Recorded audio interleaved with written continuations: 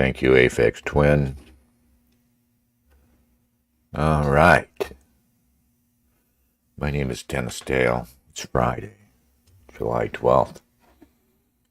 And I've only just learned about Project 2025. I think I probably haven't heard a peep about it before, maybe 2 or 3 days ago, right? Perhaps not unlike yourself. So, scrambling for something to talk about today because I've promised that I'd do 10 a.m. every weekday, excluding Wednesdays. And we'll probably go Sunday mornings too still and do the Bubba's Bible study also. So I'm just going to go, man, and just go if I don't know what the hell I'm talking about.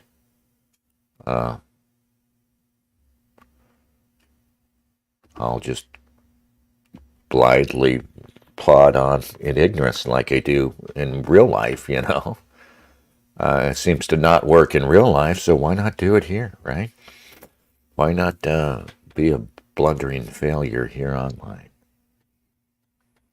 Phil says it's all because a median talking point went out recently about 2025, no more than 10 days ago, and now it's parroted every... Yes, and you see just how captured your basic internet is by... Basic internet is like basic cable now, right? Is basic cable still a thing? Right, you had basic cable when you had none of the movie channels. You had, you had just like broadcast channels and some basic cable channels like Discovery and stuff. Yeah, so obviously this thing's been out here. It's Heritage Foundation project. Seems to be the project of a guy named Paul. Is it Paul Dans?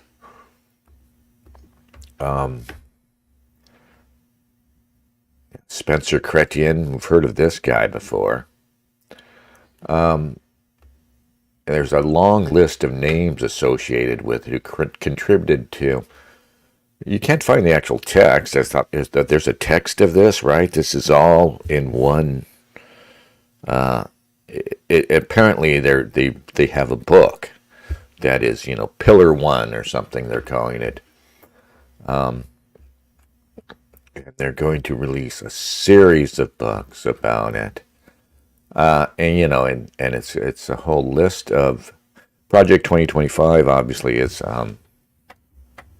they're assuming the next president will be Trump, but they just say a conservative president. And when a conservative president takes over in January 2025 after beating the Democrats, here's the plan. And the little I've read about it, it actually sounds pretty good, really. And, you don't trust Heritage. You don't trust anybody. You don't trust anybody associated with Trump on stuff like foreign policy, Israel, the usual stuff. But it reads like a sort of conservative wish list. And the only name I recognize on this long, long list of contributors is Michael Anton. Remember Michael Anton?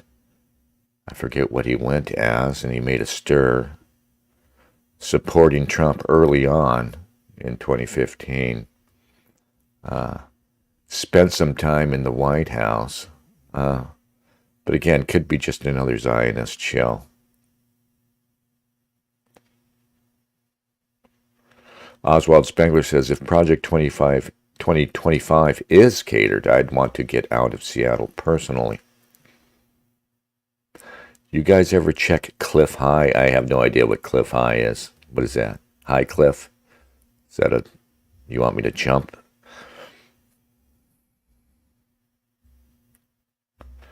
Phil says he used to check out Cliff High, but after his $600 announced silver predictions 2 years or so ago, I lost faith in his predictions. Trust no predictors, right?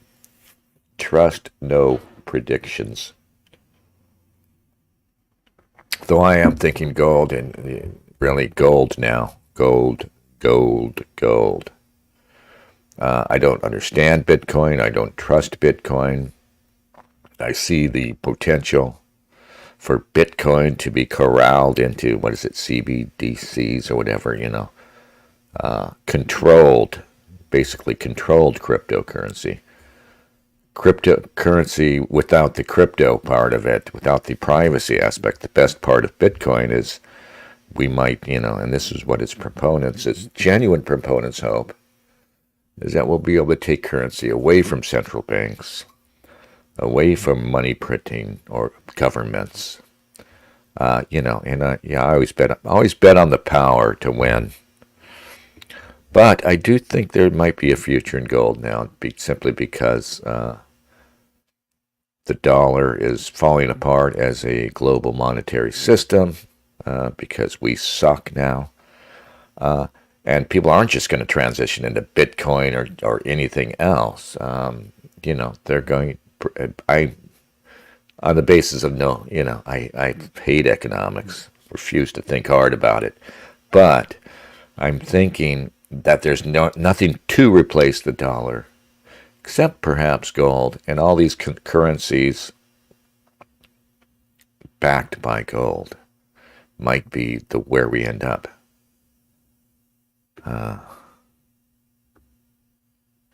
Phil says BlackRock's one of the biggest holders of BTC. Well, there you go. They're going to take it over. They made a big move recently. Was it Larry Fink? None other than Larry Fink, right? Comes out and says, yeah, oh, you guys won me over, man. Yeah. Larry Fink shows up like the actor in the Hello Fellow Kids, like, what's his name, with a skateboard and his hat on backwards. Hey, kids, I'm not a narc anymore. Yeah. Fuck, yeah, I'm just going to go ahead and say fuck Cliff High. He's out there making big predictions. He's probably grifting. Just fuck him. Fuck them all. Fuck Max Kaiser, even though he's really entertaining. He appears to be on coke, and fuck all these guys who are emotionally committed, apparently emotionally committed to to the outcomes that they're predicting. They're pretending to be sober analysts, predicting things based on an objective, analysis of what there is.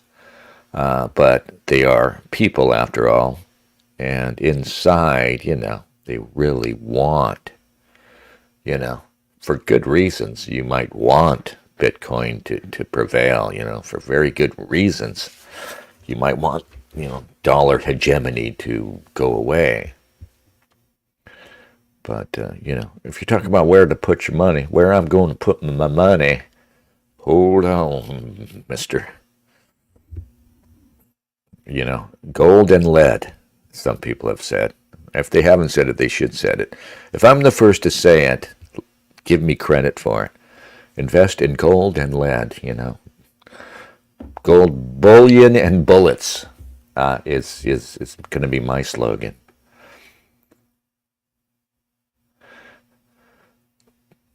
Spengler says Cliff has some good commentary on Khazars, quote unquote. He's a multidisciplinary industry autodidact commentator from Washington Coast area. Very schizoid. I like the schizoid part. I will check him out.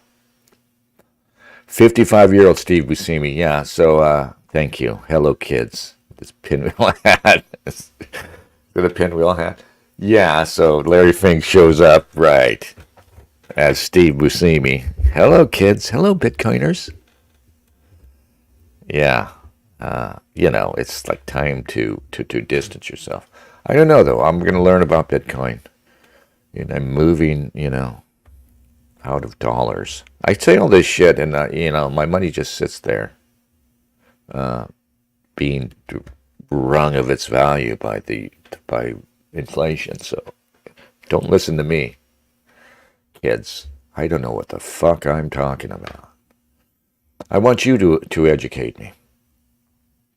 Anyway, so I go looking for, I very naively, well, I was talking about, first off, you get a good dose when you got something like this happen. It's okay, blindly ignorant. I'm going to do like what I used to do when I tried to learn something on the quick. It's 2025, Project 2025. Let's go check it out. Google it, and all the Google results, just pages and pages, are just critiques, and this is the same canned critiques. New York Times, just every shitty liberal paper. Go to Wikipedia, and the Wikipedia article's written by somebody, it's just a long critique. And it used to be that Wikipedia's been that for a long time, kind of the whole time it's really been that. But it used to be that you could go to Wikipedia and go to the footnotes and get a good start on something, especially if there's a ton of footnotes. And you just start going through those, and you can start a pretty good research on something. But even those suck now. So all the footnotes are just, Sydney Herald, New York Times, shitty sources. And really all I wanted, it really sounds like a wish list, 2025. It's abolished the Department of Education. Apparently there's a lot in there about, unitary executive theory. That's what it is. Which strikes me as our problem, really.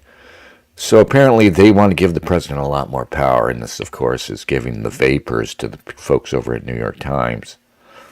But you see that's a huge problem we have, because Trump, whatever his flaws, whatever good he was going to do, or let's assume that Trump was entirely genuine, and that his intention was to come into office and get control over immigration, get control over foreign policy, and do good things in those areas. Even though the executive, the president in our system is extremely powerful because of the so-called deep state, because he doesn't have that much power, not that much broad power over the executive branch, they were able to mostly ignore him, where they didn't just outright undercut him or work against him. And so Heritage, whoever these guys are behind this, one of the guys used to work for Trump. So, they're friendly toward Trump, even if Trump is trying to distance himself from them. But one of the things is they're trying to give the executive, the president, a lot more power, so that the next time, say, Trump, so if Trump gets in 2025, he's going to have the power to go and clean house in the executive branch. You can see how this is playing with fire, because obviously, hell, we don't even have to wait past 2025. Say they got Trump in there, he gets one more term, and they give him this power, and he fumbles it mostly, just like with his first term, and then out he goes. We somehow survive a Trump presidency and the hysterics around it. And then you've got this new system that the left will gladly adopt, even though they already have captured, and that's what this is really about. The left, the culture, remember, we're up against a culture, not a conspiracy. They will have not just the cultural capture that they've enjoyed for years of the deep state, they'll have the outright precedent now that whoever they put in there, Biden, say, the next Biden, that is the next cutout, the next zombie who has no real power and is just like a puppet with this immense power. And one of the problems with the presidency has always been that he's got immense legal power, but not really that much political power. They're always hemmed in politically. Starting with, what the fuck is going on up there?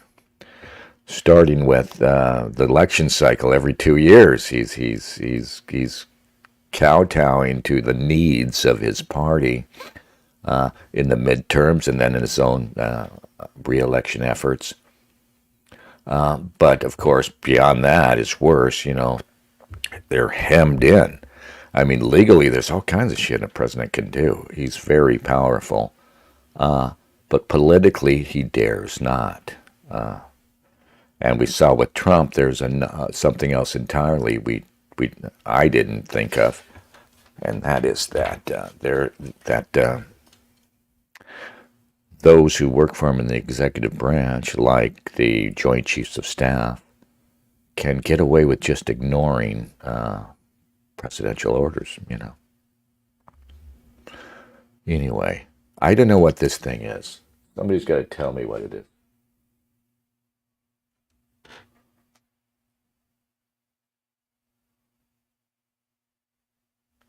Somebody needs to tell me. All right, anyway. A note on Project 2025. This is from Heritage, I guess. This is from the preface to the book. You can buy I guess you can buy a book that is, the first volume of this this Project 2025. Of course, Trump has his own project, his own version of this. He's always had something called Agenda 47, isn't which has some similarities to this, but like I said, some of it's good. Some of it reads like like a wish list. Abolish the Department of Education. Abolish all DEI programs. Defund all DEI bullshit. It's like that video. There's a viral video out there of this boyish-looking young woman who's like, Speaking of the Steve Buscemi meme, it strikes me that that's what these females who identify as males kind of are. I've seen them. I've known a couple, and they do this. Just like the somebody's pointed this out. The curious thing about male to female trans females is they're usually middle-aged men, but they don't transition to being women of their age. It's like a 30-year-old man, a 40-year-old man doesn't transition to be a 30 or 40-year-old woman like you presumably would be. He transitions, and especially the older, freakier ones, to pretend to be a girl, right? And they girly it up, and they transition to 40-year-old men who think they're transitioning to being 18-year-old girls, and they try to be hotties. Likewise, there are these females, they're usually younger though, but they transition to try to be like teenage skater boys. Because it's part of my impression of female to male trans, which is kind of a completely different thing, despite the fact they're in the same movement, just like homosexuality is like two opposites. Lesbians and homosexual men are two opposite types. Likewise with the trans movement, for the female is something very different than what it is for the male, but you see these female types, and for them, the idea of being a guy is that they think it's all fun. They think it's all fun and games. It's all skating, and they try to be skater guys. Like I said, there's this girl who's in this video, and she's talking about Trump's plans, and it reads like a wish list, right? And it went viral because it's shared on the right side of the spectrum. Isn't it funny that she thinks this is all horrible, and you read it, when you hear her list, it's like a wish list. And it includes, again, the biggies like abolish the Department of Education, abolish DEI programs. Agenda 2025, in fact, goes to, it wants to get rid of abortion. Supposedly it wants to return Christ to the schools. Yeah. Phil says the strange anime culture plays a huge influence on the devious culture rod also. It's also there with deranged freaks. Yeah, the commonality across the board between all the weirdness that I see is what's the word for it? But there's a specific word for the psychological condition, and when somebody wants to revert to childhood. Neoteny, is this what I'm thinking of? There's a neotenous a commonality, right? You got grown men wanting to be girly girl, wanting to be young women. You've got grown women wanting to be skater boys. You've got porn addicted, anime addicted men, young men who sit at their computer playing games and play, And I don't want to dump on gaming, even though I have I never got into gaming and I don't even understand the culture. But, it does seem to have an aspect of that. I'm just going to sit in my room and play games. And it's a retreat. It's a retreat from, not from adulthood necessarily, but from this profoundly unsatisfying culture and society we live in, and, there's nowhere to retreat from. If IRL, if the real world is giving you nowhere to go other than sitting at home playing games or going online, doing what I'm doing, I'm kind of doing it right here. Then you have to, in your head, go back. And there's always, I think there's a pull, especially if you're a fucked up person. And I got to admit, I understand fucked up people because I'm partly fucked up myself, I think. But there's always a pull to go back to if not childhood, just go back, just a little bit.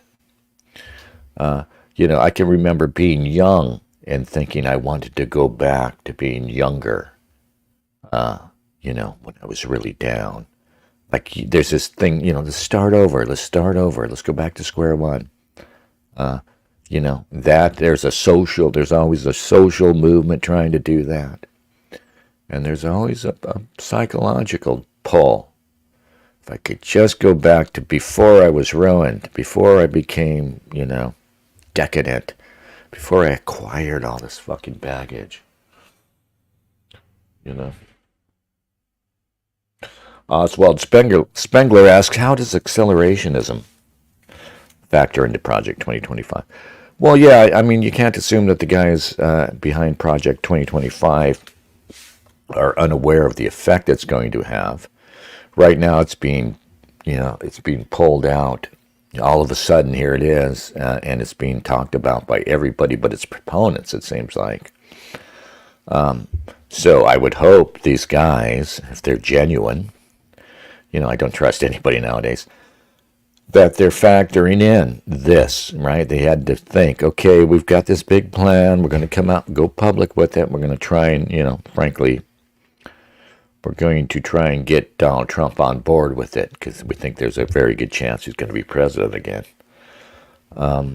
So you would hope that these people have factored in what is happening right now and have, gamed it.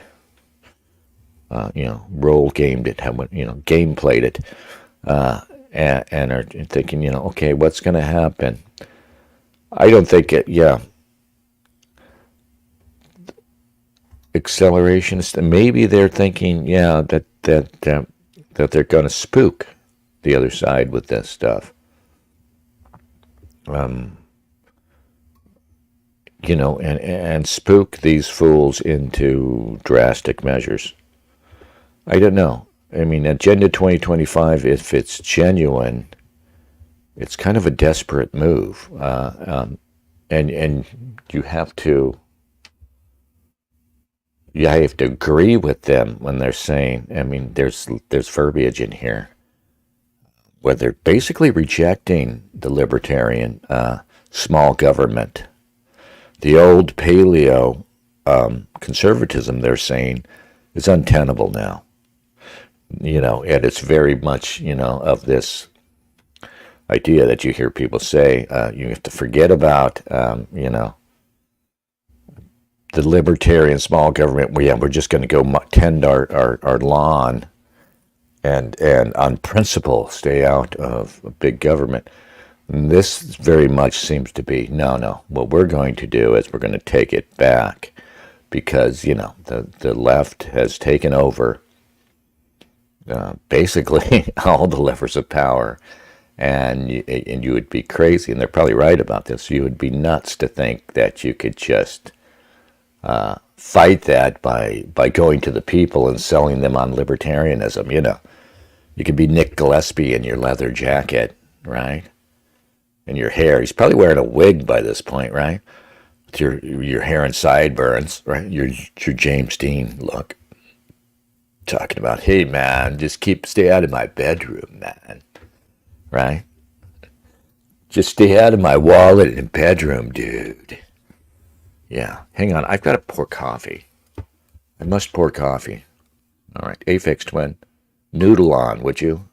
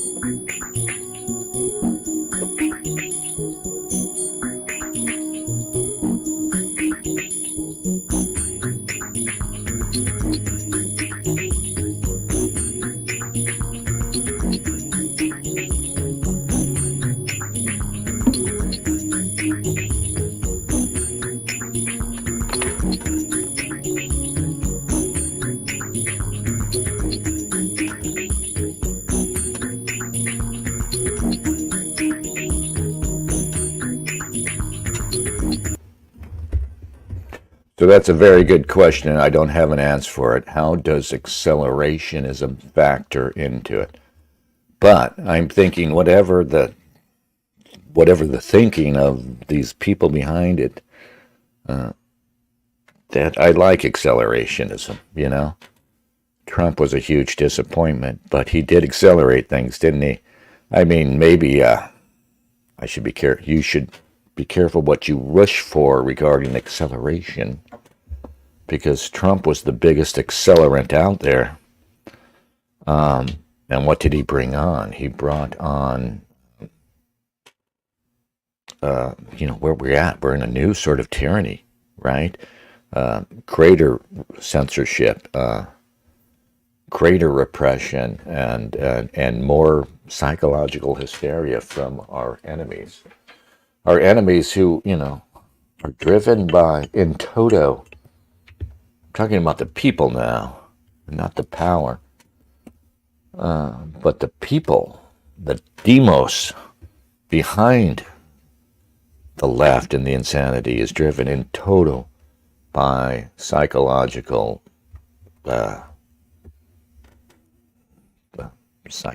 damage. They're all fucking crazy. We're all crazy.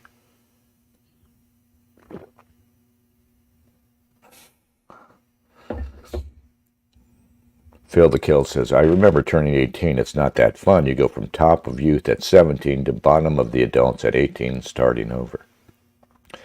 Yeah, my problem is, and I'm quite old now, I don't take the milestones, right? Like when I turned 18, I mean, think about it. I'm turning 30, 40, 50. I don't remember. I remember my 50th birthday just because of a weird moment. I often forget my birthday, and as often as not, I remember it's my birthday later in the day.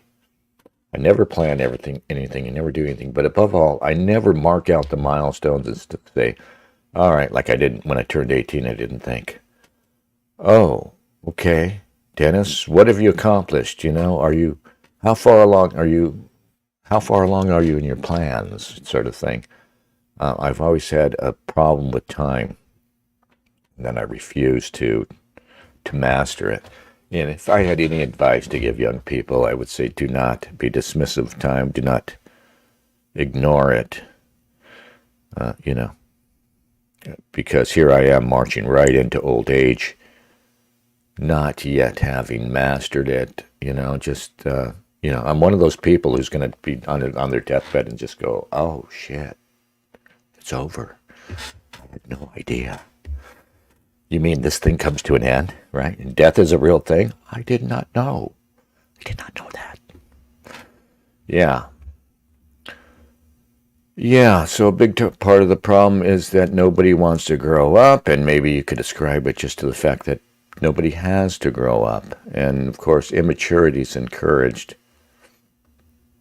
by capitalism, by our whole culture, by the various components of this, this world we live in. I mean, I don't know what to call it. It's not liberal. It's not progressive. It's not woke. Those are components or just fake names. But certainly, guys at Heritage might agree with this. The government certainly wants you to be kind of a perpetual adolescent, don't they? At least in certain ways.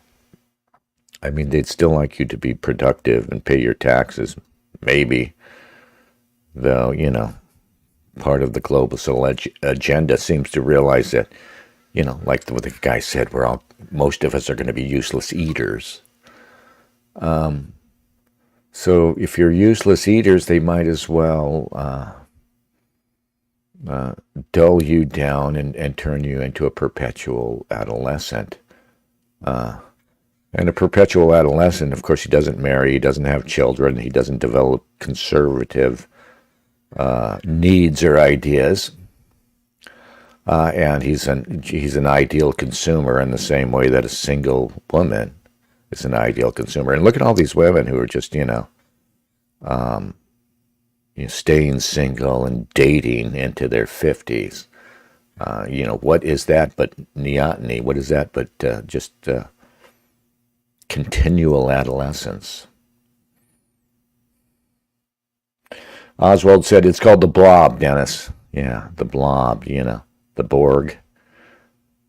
Yeah, that's what it is.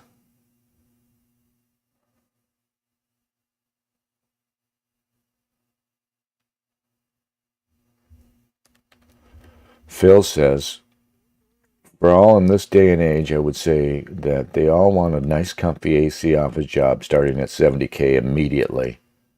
They were promised it all through high school. Are they still promised that? It's been so long since I've been there, and I didn't really go to high school when I was in high school. I dropped out. I was enrolled for years, and I just didn't even go. It's weird what you could get away with back then. But, eventually I drifted off.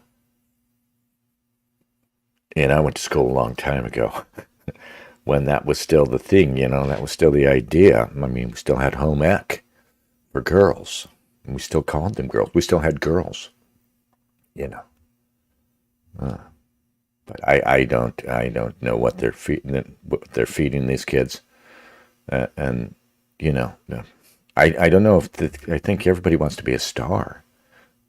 Maybe everybody thinks in the back of their mind, especially not. This was my curse, and what the curse of my generation of late boomers, early Xers.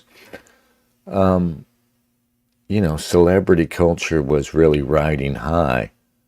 I didn't know how young people view celebrities now, but back in the day, the danger was that any or every young person was given the idea that they deserved to be a celebrity, or at the very least that the ultimate thing they could be would be a celebrity. And I think that I was guilty of this still, that we think in the back of our mind that, oh, I could be a star of some sort, you know, you have zero talent, nothing, what, you know, you're not an actor, a musician, a writer or an artist or, you know, any of these things, but you still think, I could be a star, you know. Above all, you think that's the ultimate, you know, to have that adulation of strangers, of the mob, you know. And of course, you see how, I mean, that was the impression I got as a very young person, that was the culture I was being raised in, even as I was feeling that psychological pull in myself at the same time, you know. I'll credit myself with at least having the awareness of it. But it prefigured what? Reality TV, right? Reality TV came along and said, yeah, we're just going to pluck random dipshits, you know, and they're going to be entertaining for their dysfunction, and we're going to make them stars. And everybody's going to make fun of them, right? Like the original sort of reality stars. It's Paris Hilton, you know. And people are out there thinking, hee, we're making fun of the stupid rich girl Paris Hilton, you know. But the joke was on the audience, right? There are a million Paris Hiltons now, you know, of all manner and all sorts of bizarre iterations of Paris Hilton, who I've come to hate. I remember back in the day thinking, no, Paris Hilton, you're supposed to hate her or laugh at her when she was on her show because she's such an awful, shallow person. I thought, oh, I bet she's just a normal person. She's kind of smart, and, you know, she's obviously gaming the system that she's in. You know, I don't hate Paris Hilton. Then she comes back years later, right? Like 2 or 3 years ago. All of a sudden, it's Paris Hilton's everywhere. And Paris Hilton's whole thing was, hey, I wasn't really that stupid, you know? So here this bitch shows up after being, you know, in semi-dignified obscurity all these years. You know, she had her fun, she went away. You know, she's got her money and, you know, at least the dignity of not being in the public eye. But no, that's not enough. These people always come back, which is weird. So she comes back, right, a few years ago, and all of a sudden, and this is always part of a campaign, right? You know, it doesn't happen organically that Paris Hilton is all of a sudden back in the news talking about what, you know, how she wasn't really a dummy. And that, you know, this is what I thought back in the day. Oh, she's not really a dummy. She's kind of smart. Then she starts talking all of a sudden, right? Saying this, and I realized, no. She is an idiot. She's a complete fucking idiot. And beyond that, she seems to be an awful person, right? And her views are stupid and trite. And then she's showing off her baby, and her baby's got a giant head, too. And the only thing, I mean, she's heroic. If that skinny little girl gave birth to that giant cranial freak of a child, yeah. Hey, Quachangelo. Quachangelo never felt the urge to be famous. Maybe do something worthwhile and have the respect of my peers. Constant PR, he says. Well, yeah. I guess we don't have a show today. I'm not even going to try. And, you know, maybe we'll go back to Project 25. Anyway, here they are, you know, sort of the intro to Volume 1 of their Project 25 series. It's not 1980. In 2023, the game has changed. The long march of cultural Marxism through our institutions has come to pass. The federal government is a behemoth, weaponized against American citizens and conservative values, with freedom and liberty under siege as never before. The task at hand, to reverse this tide and to restore our republic to its original moorings, is too great for any one conservative policy shop to spearhead. It requires the collective action of our movement. With the quickening approach of January 2025, we have 2 years and one chance to get it right. Project 2025 is more than 50 and growing of the nation's leading conservative organizations joining forces to prepare and seize the day. The axiom goes, quote, personnel is policy, unquote. And we need a new generation of Americans to answer the call and come to serve. This book is functionally an invitation for you, the reader, Mr. Smith, Mrs. Smith, and Ms. Smith. Okay, you're losing me already, guys. To come to Washington or support those who can. Our goal is to assemble an army of aligned, vetted, trained, and prepared conservatives to go to work on day one to deconstruct the administrative state. I just want to stop and note this use of the word deconstruct, which comes from critical theory, as you all know, deconstruction. Dismantle is the word you need. Don't say deconstruct. It's just horrible, all right? And plus, it's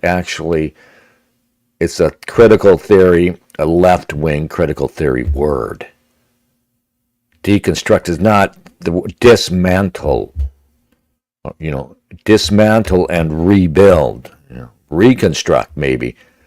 Don't say deconstruct. And don't say Ms. Smith. Mr. and Mrs. Smith. In fact, it should just be Mr. Smith, because actually, you guys aren't really woke if you're just going to keep all this bullshit about sexual equality, because really that's what you need to be going after. And I bet you guys, they don't have a word to say about feminist equality, right? They're not going to dare suggest women should return to the home. They're just going to try, they figure it's going to happen naturally if they affect all this other policy. If they get Jesus back in the schools, if they get the radical feminism out of the academy and out of the schools, and women are going to naturally return to the homes, and they won't have to sully their, themselves by explicitly commanding women back into the homes. Of course, I think that's not going to work because, what you need to keep in mind, Project 2025 people, is the more traction you get with any of this stuff, the more fire you're going to be drawing from the left. And they still have, even if you took over the government somehow, even if you somehow started making real inroads in rebuilding the administrative state, they're going to have the media. They're going to have the culture, right? And it's going to be in the hands of a certain ethnic group that is going to be ferocious and effective in coming at you. Just keep that in mind.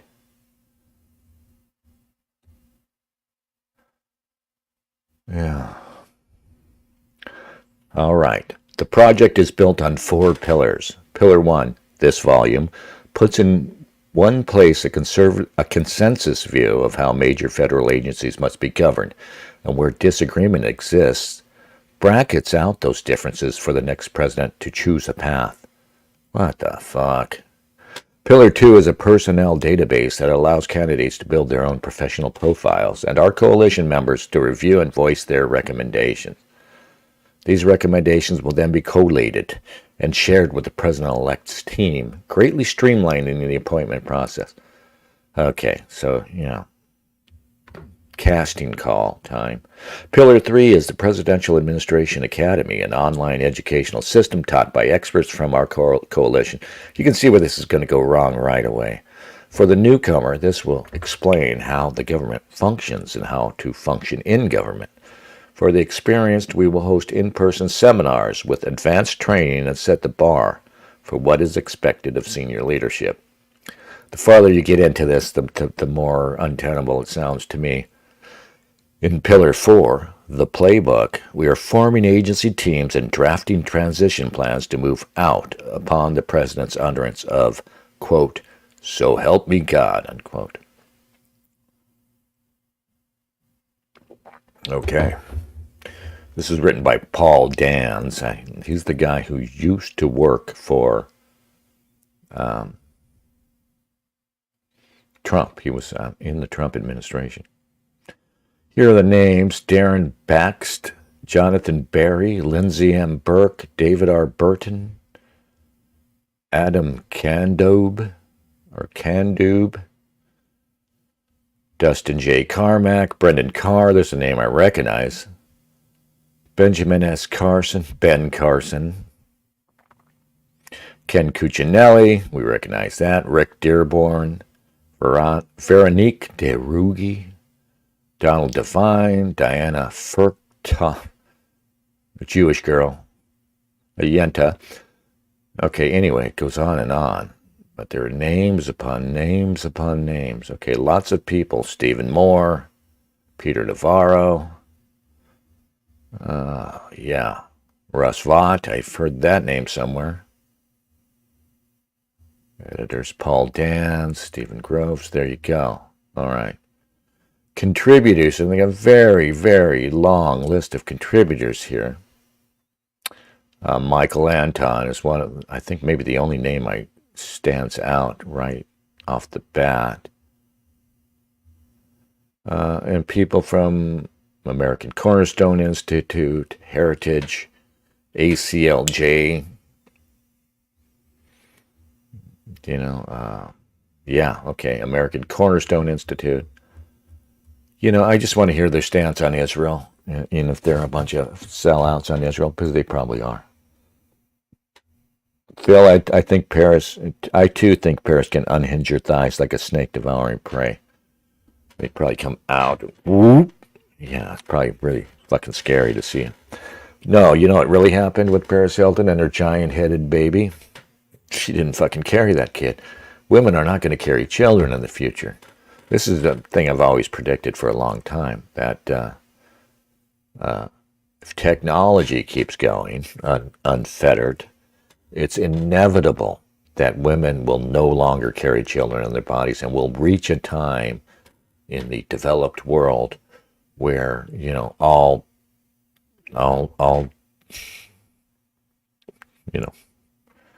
children are carried in laboratories, right?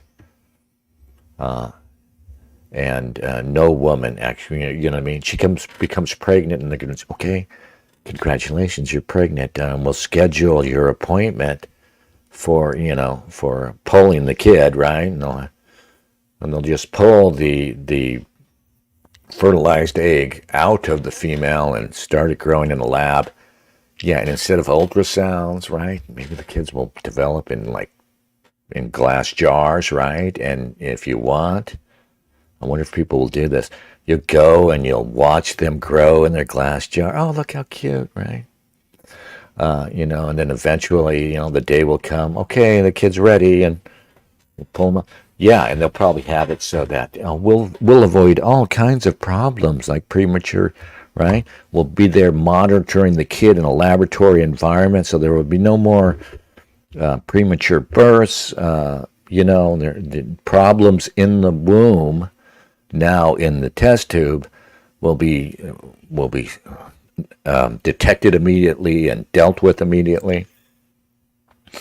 The children will be fortified, right? The environment, and they'll say this, right? They'll sell it this way, will be optimized for the kids, right? Growth and health, right? We'll have big, fat, giant-headed babies, and there's be no problem. And women will be walking around, they'll be able to do whatever they want to do, because they won't be fettered with this child. And you realize, that will be the last step in this weird evolution. The difference between men and women, and in a weird way, it's going to be almost the last step in men and women becoming indistinguishable. And that's the creepiest aspect of feminism. Because I've always thought that feminism was really about making women men.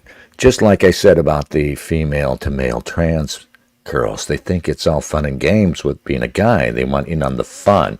And you see, that's what feminism is, right? Above all, they want to run and jump and do all the guy things, right? What have they done with your favorite, your Star Wars and your games and all this stuff that was male oriented? because it revolved around action and heroism. Oh, yeah, we can do that too, right? And it's all fake, but still, it's all about creating the image. Really, feminism is faking it until you make it right now. That's, if they were, if the girls who women lack a certain self-awareness, but if they had self-awareness, they would realize that's the stage they're in. Faking it until they make it, but they might make it. So right now they're faking it. Yeah, so you turn on the TV and it's women running and jumping and you're like, what the fuck world is this, right? This does not exist.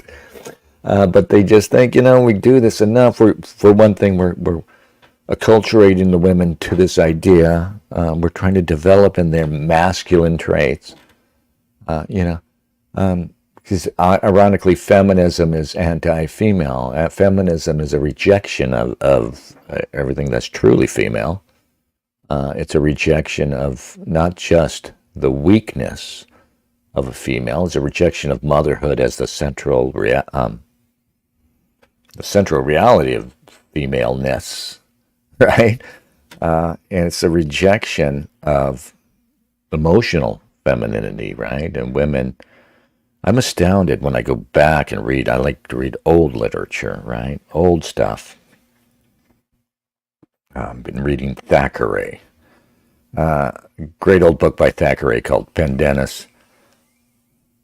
And Thackeray loved women, but he didn't really know. He didn't have a clue.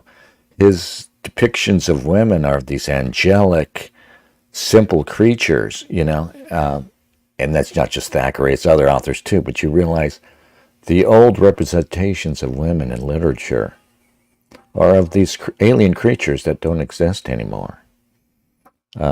And you realize too, though, that these authors, many of whom were very insightful people, didn't have they had no clue, right? The better ones among them are at least hinted at what the evil potential in femininity, once released into this world that we have now. But they had no clue how bad we could make women. And, honestly, it's just a sad case, but I think we've made women into the worst human beings ever in our world. That's our achievement. And like I said, ultimately our achievement will be in erasing the sexual differences. That is kind of the most radical feminist goal. It's been an explicit goal, really, for some of them since back in the day. Elaine Sabatino, what do you think of my my hack analysis of femininity and feminism?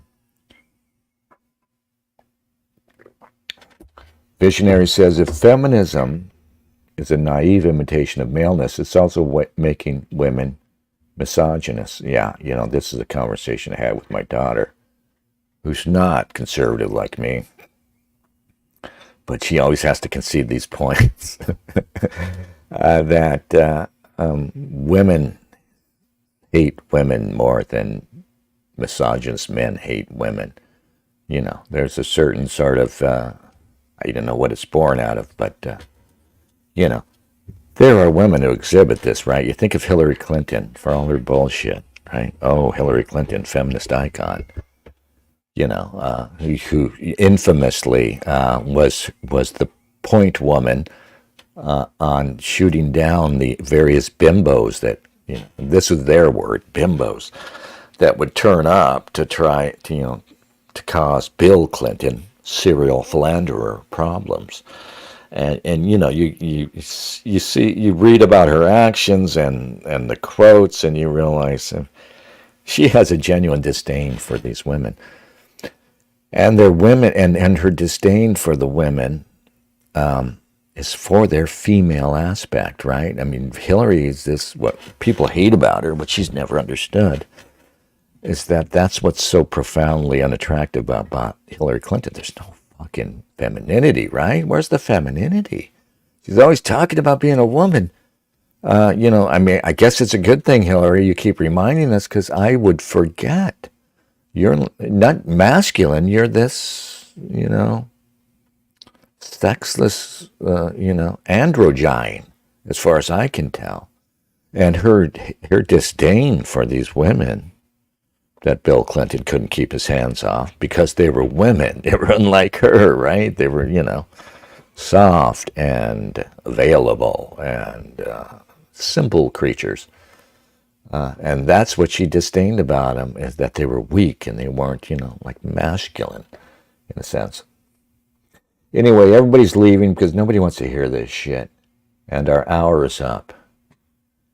And I'm sorry there wasn't really anything substantial here. But I decided, let's do the hour. We're going to commit to doing the hours, and we're going to get up to speed. We're going to make it work, but we're going to first off commit the time to doing it. I'm going to fake it till I make it. And we're going to make this work, and it's going to be, maybe we'll do a Sunday. I don't know. I got a lot of shit to do this weekend. But Monday through Friday, excluding Wednesday, unless something special happens and we want to come on Wednesday, come here, and we'll chat. We'll hang out. We'll have fun together. Okay? Thank you, Visionary, Elaine, Phil, Quashong, Lolo. I want to talk to you, Quach. I wanted to update you on my return. It's all been kind of wild. Not really wild, boring, but, it's always funny. It's always funny. But, I'm back. Welcome back, Bubba. All right, let's play an oldie on the way out, and you guys go with God. Be good.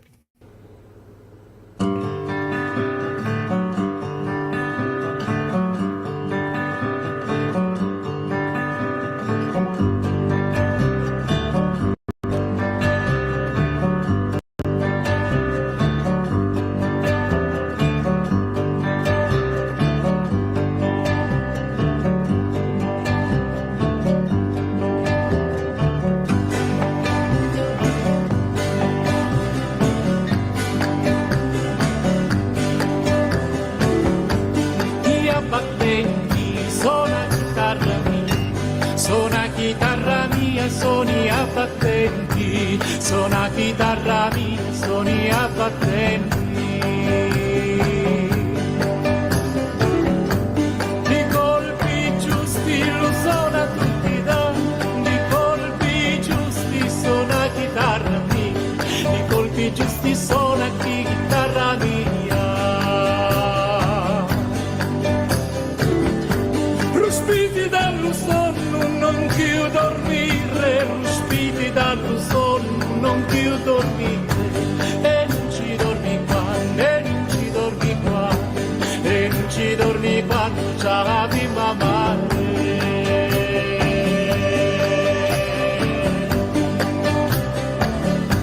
C'ha bimba mari e non ci dormi quando c'ha bimba mari, in un letto di viole, in un letto di viole, ci tu facini.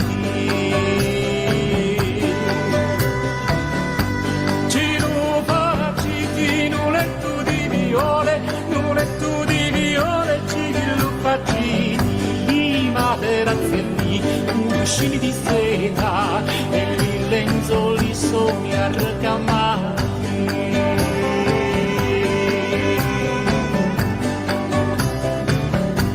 Arrecamati e i lenzoli sogni arrecamati, sono belli l'occhi tuoi e l'occhi tuoi belli sono i fronni d'arburelli e l'occhi tuoi vivaci sono i fronni di mamma.